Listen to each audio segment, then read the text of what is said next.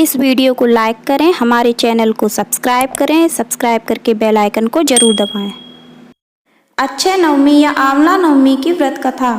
एक व्यापारी और उनकी पत्नी जो कि काशी में रहते थे, उनकी कोई संतान नहीं थी। इसी कारण व्यापारी की पत्नी हमेशा दुखी सी रहती थी और उसका स्वभाव भी चिड़चिड़ा हो गया था। एक दिन उसे किसी ने कहा कि अगर वह संतान चाहती है तो वह किसी जीवित बच्चे की बलि भैरव बाबा के सामने दे, इससे उसको संतान प्राप्ति होगी। उसने यह बात अपने पति से कही, लेकिन पति को यह बात फूटी आंख ना भाई।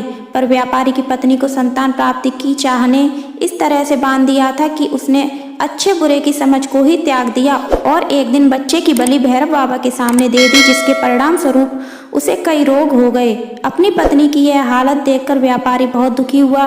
उसने इसका कारण पूछा, तब उसकी पत्नी ने बताया कि उसने एक बच्चे की बलि दी, उसी के कारण ऐसा हुआ है। यह सुनकर व्यापारी को बहुत क्रोध आया और उसने उसे बहुत मारा।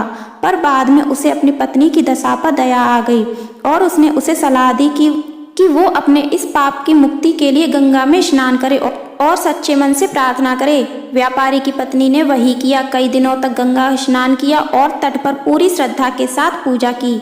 इससे प्रसन्न होकर माता गंगा ने एक बूढ़ी औरत के रूप में व्यापारी की पत्नी को दर्शन दिए और कहा उसके शरीर के सारे विकार दूर करने के लिए वो कार्तिक मास शुक्ल पक्ष की नवमी के दिन वृंदावन में आंवले का व्रत रखे। उसकी पूजा करेगी तो उसके सारे कष्ट दूर हो जाएंगे। व्यापारी की पत्नी ने बड़े विधि विधान के साथ पूजा की और उसके शरीर के सभी कष्ट दूर हुए। उसे सुंदर शरीर प्राप्त हुआ, साथ ही उसे पुत्र की प्राप्ति भी हुई। तभी से महिलाएं संतान प्राप्ति के लिए आंवला नवमी का व्रत रखती हैं।